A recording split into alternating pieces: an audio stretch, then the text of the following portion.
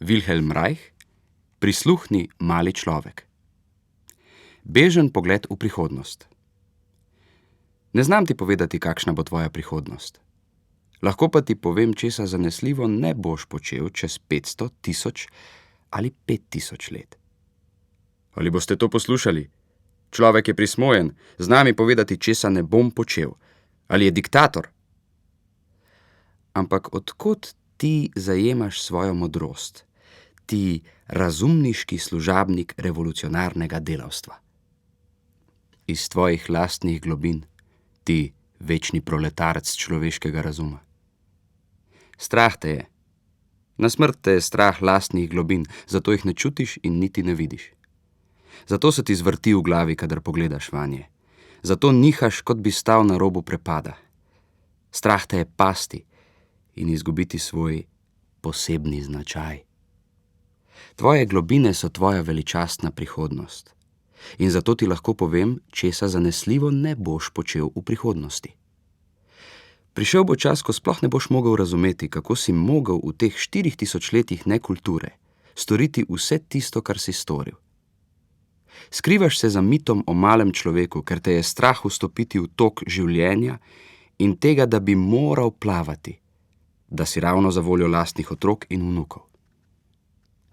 Prva od premnogih stvari, ki jih ne boš počel v prihodnosti, je ta, da se ne boš imel za malega človeka brez lastnega mnenja, ki pravi, in sploh kdo sem jaz, da bi, in tako naprej.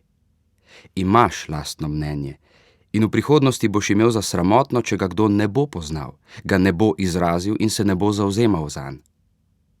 Ampak kaj bo javno mnenje reklo o mojem mnenju? Če bom izrazil lastno mnenje, bom poteptan kakor črv. To, čemur praviš javno mnenje, mali človek, je skupek vseh mnenj malih mož in žena. Naprimer, ne boš več mislil, da ne šteješ nič. Vedel in razglasil boš, da si glavna opora in temelj človeške družbe. Ne teci proč. Ne boj se. Ni tako slabo biti odgovorna opora človeške družbe.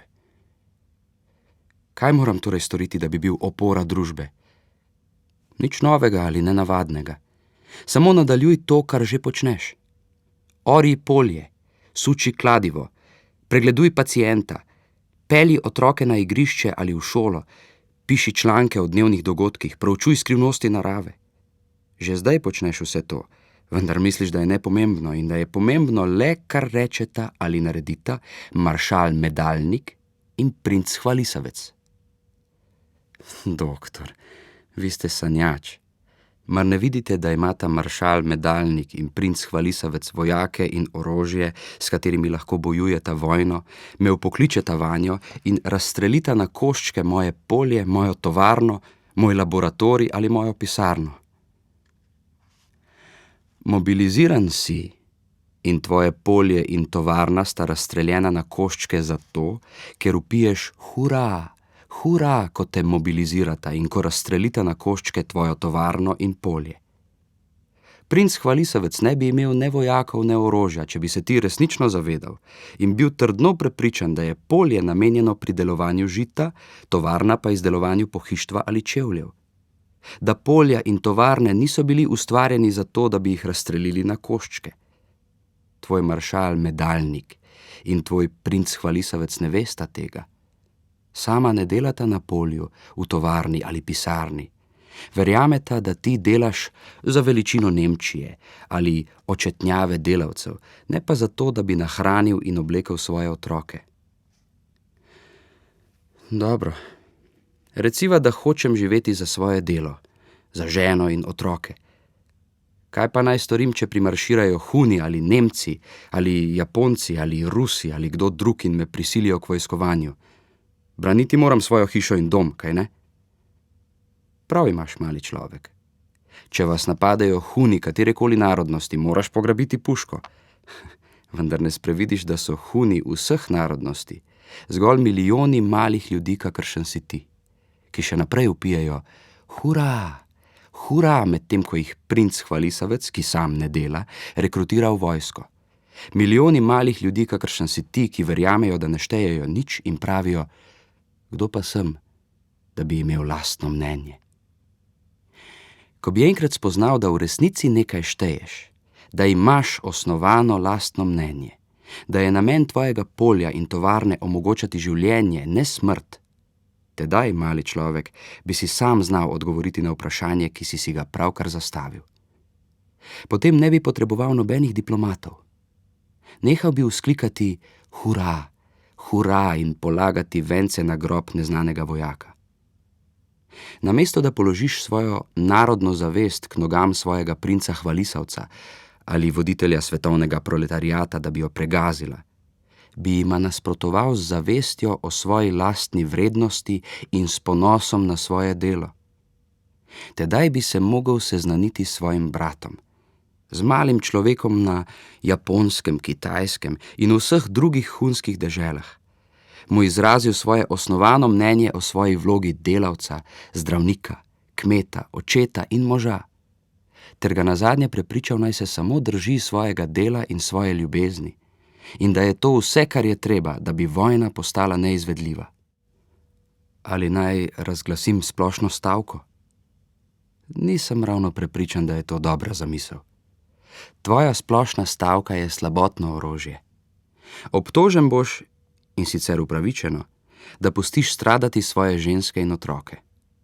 Z odločitvijo za stavko ne boš izkazal velikanske odgovornosti za dobro in slabo v družbi. Stavka ni delo. Povedal sem ti, da boš nekega dne delal za življenje, ne da boš nehal delati. Če vztrajaš pri besedi stavka, raje reci delovna stavka. Stavkaj tako, da boš delal zase, za svoje otroke, svojo ženo ali žensko, svojo družbo, svoj izdelek, svojo kmetijo. Jasno daj vedeti, da nimaš časa za vojskovanje, ker moraš početi mnogo pomembnejše stvari. Na obrobju velikih mest vseh dežel označi posebno površino in jo obdaj z visokimi zidovi. Potem pa naj se tam med seboj postrelijo vsi diplomati in generali tega sveta. To bi lahko storil mali človek. Ko bi le nehal vzklikati hurra, hurra in ko bi nehal verjeti, da si niče brez lastnega mnenja. Dobro in varno boš živel, ko ti bo biti živ pomenilo več kakor varnost, ljubezen več kakor denar, svoboda več kakor javno ali partijsko mnenje, ko bo razpoloženje Beethovenove ali Bachove glasbe postalo razpoloženje tvojega celotnega življenja. Saj ga imaš v sebi, mali človek, nekje globoko, v skritem kotičku svojega bitja. Ko tvoje mišljenje ne bo več v konfliktu s tvojimi čustvi, ampak bo v harmoniji z njimi. Ko se boš naučil ob pravem času prepoznati dvoje, svoje talente in prihod starosti. Ko si boš dovolil, da te vodijo misli velikih modrecev, ne več zločini slavnih bojevnikov. Ko boš nehal bolj zaupati poročnemu listu, kakor ljubezni med moškim in žensko. Ko se boš naučil nemudoma priznati svoje napake in ne šele takrat, ko je prepozno, kakor ravnaš sedaj.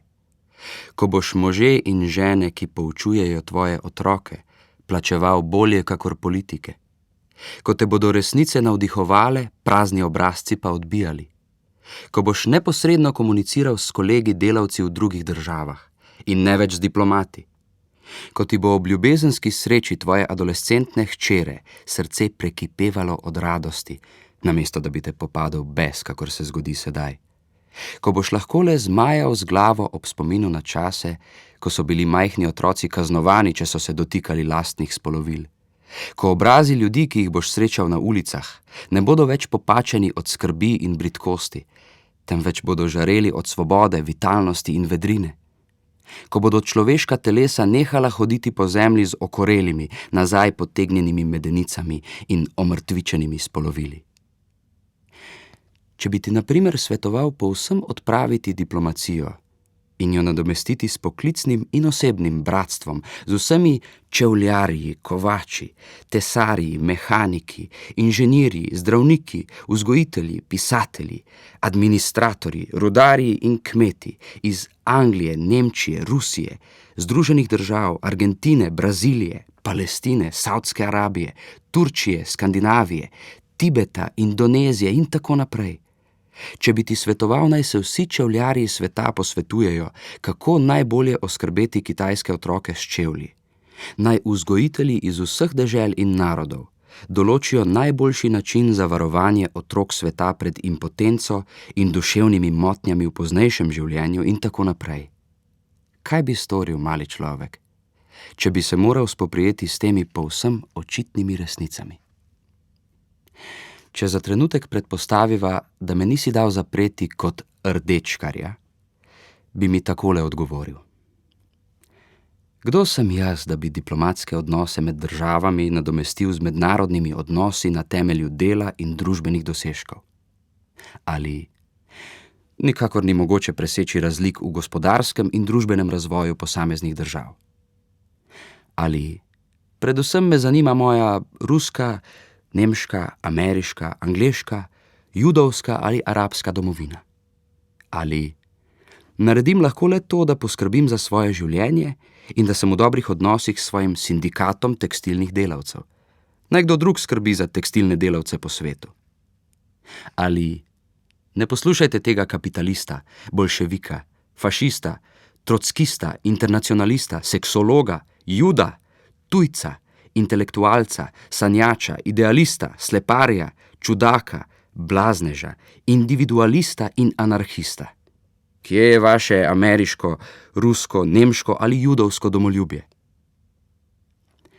Ti bi zagotovo izrekel eno teh trditev, ali kako podobno, kot izgovor pri izmikanju odgovornosti za medčloveško komunikacijo. Ali sem torej popolnoma nič vreden? Ne pripisujete mi niti kančka dostojnosti. A poglejte, trdo delam, preživljam ženo in otroke, skušam koristno živeti, služim domovini. Ne morem biti tako slab, kot pravite.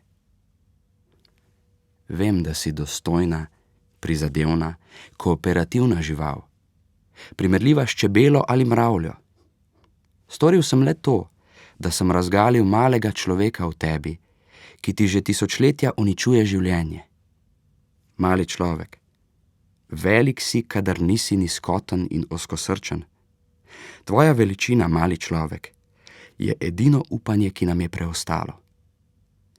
Velik si, kadar se ljubeče posvečaš svoji obrti, kadar najdeš zadovoljstvo v rezbarjenju, zidanju ali pleskanju, v šivanju in žetvi, v modrem nebu, srnah in jutranji rosi, v glasbi in plesu, v odraščajočih otrocih in v lepem telesu svoje žene ali moža, v obisku planetarija, kjer proučuješ zvezde, ali knjižnice, kjer prebiraš misli drugih mož in žena o življenju.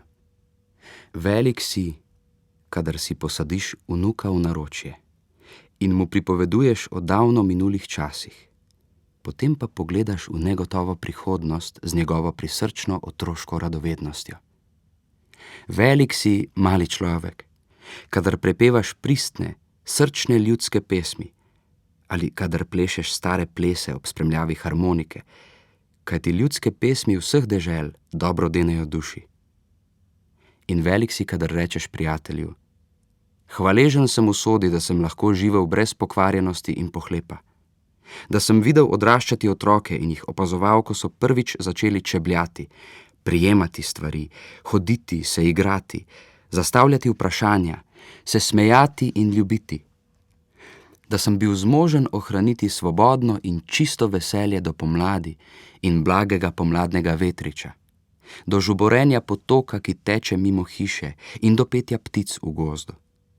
Da nisem obrekoval skupaj z zlobnimi sosedi, da sem bil srečen v objemu žene ali moža in da sem v telesu občutil tok življenja, da se nisem zmedel v težkih časih in da je bilo moje življenje celostno in smiselno, kajti vedno sem prisluhnil nežnemu glasu v sebi, ki mi je govoril: pomembno je le, da živiš koristno in srečno. Sledi nareku srca, čeprav te vodi na poti, ki bi se jim tvoja plašna duša izognila. Niti takrat, ko je življenje muka, ne dovoli, da bi ti srce otrdelo. In vam, diktatorjem in tiranom, prekanjenim in zlohotnim ujedam in hijenam, kličem z besedami starodavnega modreca. Na tem svetu sem zasadil prapor s svetimi besedami. Dolgo zatem, ko bo palma posušena in skala zdrobljena. Dolgo zatem, ko bodo načičkani vladarji izginili kot v prah spremenjeni suhi listi. bo ob vsaki povodni 1000 bark prepeljavalo mojo besedo. Prevladala bo.